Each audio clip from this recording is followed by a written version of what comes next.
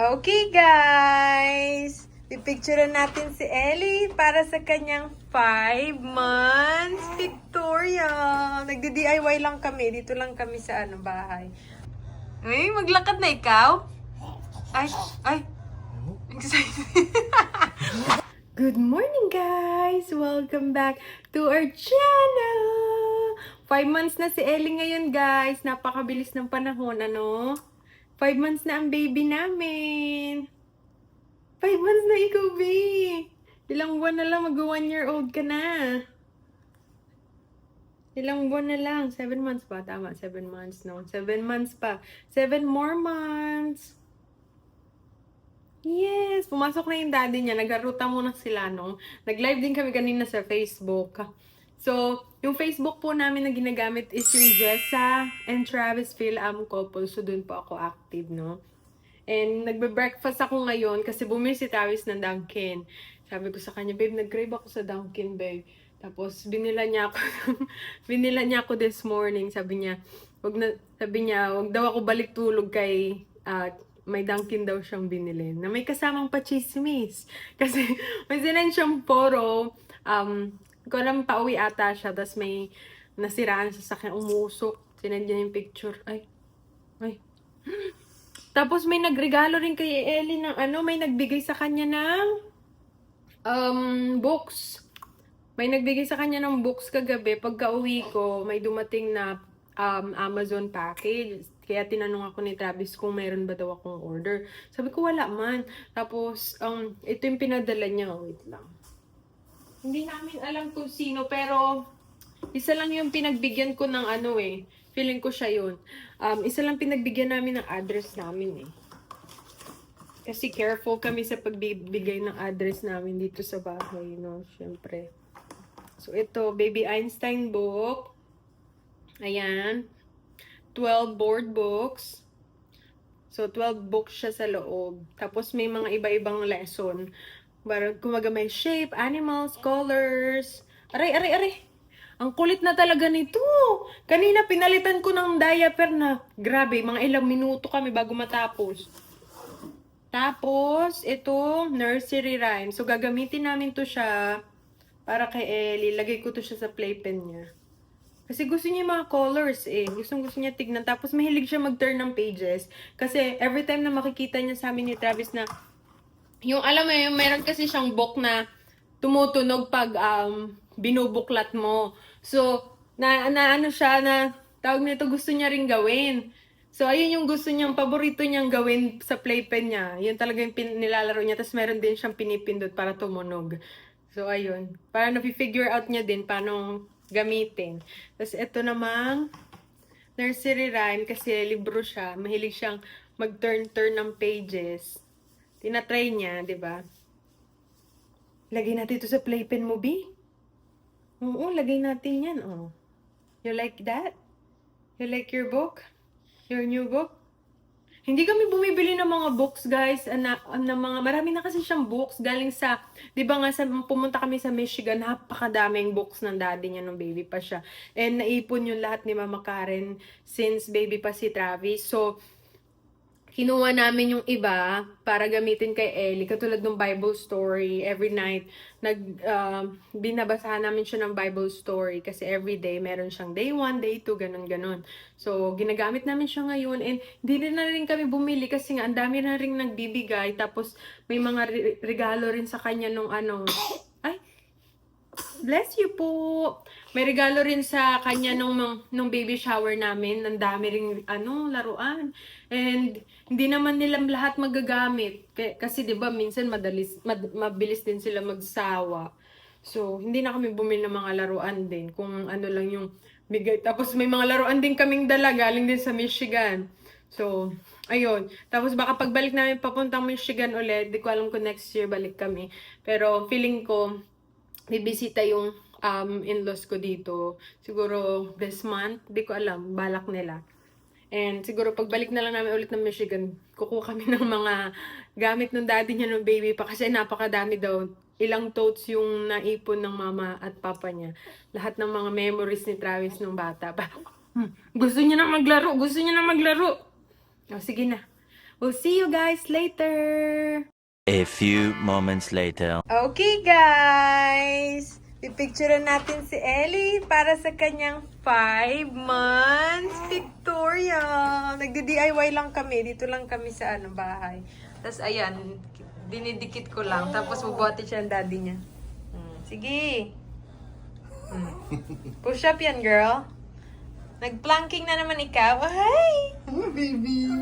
Hi! Eliana. Ay. Wow. You're getting up there, aren't ya? You Hi. my good girl? Hi! Are you a little crossfitter now? Hi! Hi. Hey, Dada.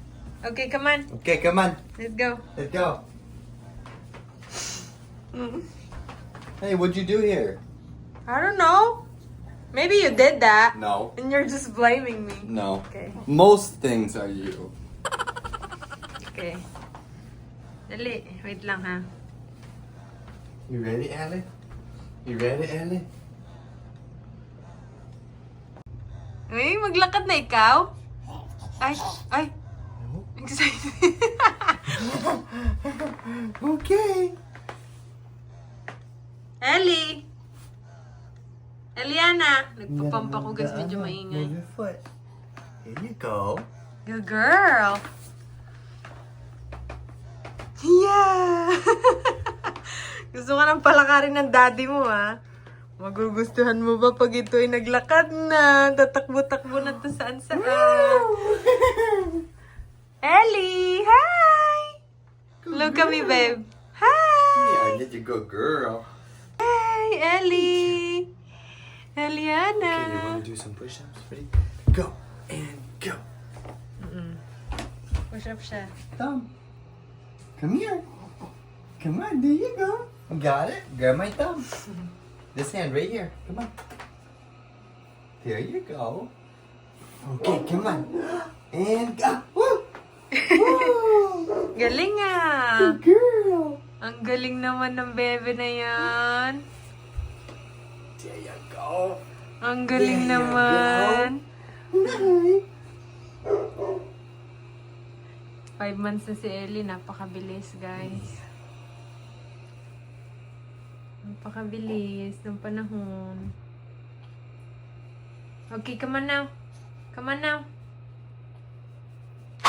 Hi guys! So, kararating ko lang galing ng trabaho and meron tayong dumating na package galing kay Ate Jen. So, yung mga sinend niya is mga damit at gamit para kay Ellie. Sobrang dami. So, ito yung kahon, no? Medyo malaki talaga.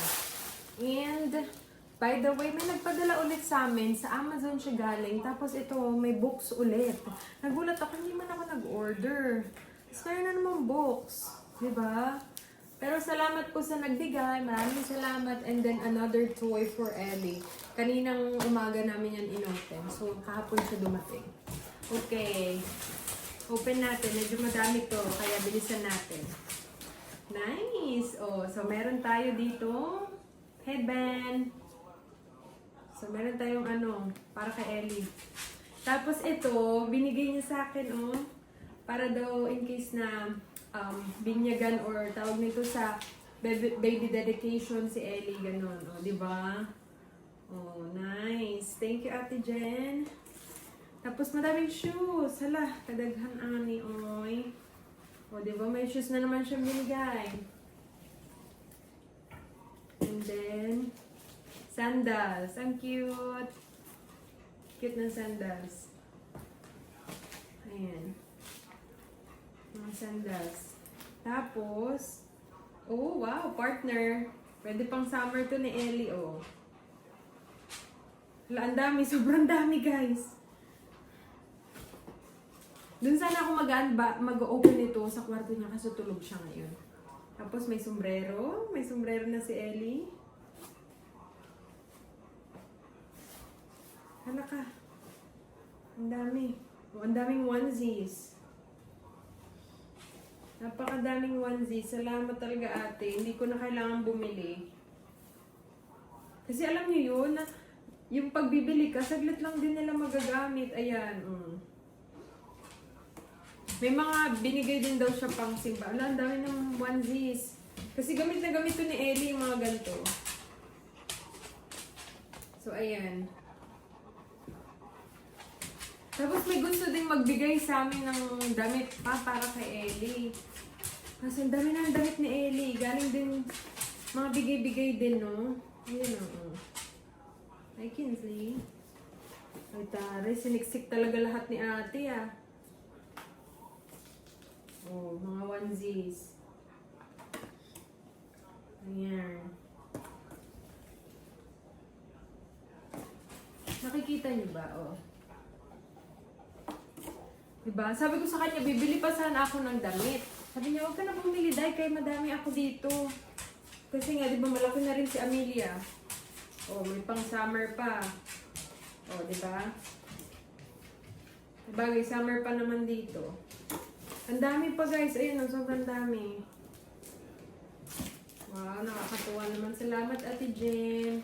Oh my gosh, ito yung binigay niya. Oh, tignan niyo naman, galing Japan. Oy, salamat ate. May keychain. Meron tayo ditong candies. Ano to? Mochi. Ay, may mochi. Meron tayong, Gana. Namiss ko yung chocolate ng Japan. Hey, Kinsey, kinuha na naman chinelas. Babe, she took the chinelas. Oh, may candies. Wala, ang dami. May mga spoon-spoon pa, nakakatuwa. Tapos, ang daming candy, Tapos, ano pa to? May chopstick. Galing Japan, kasi pumunta sila ng Japan, nagbakasyon sila sa Japan. Ayan, mga candies. Kainin to ni Travis. Thank you, ate. Hindi ko na maisa-isa guys, kay sobrang dami. Ayan. Sobrang dami. Ayan,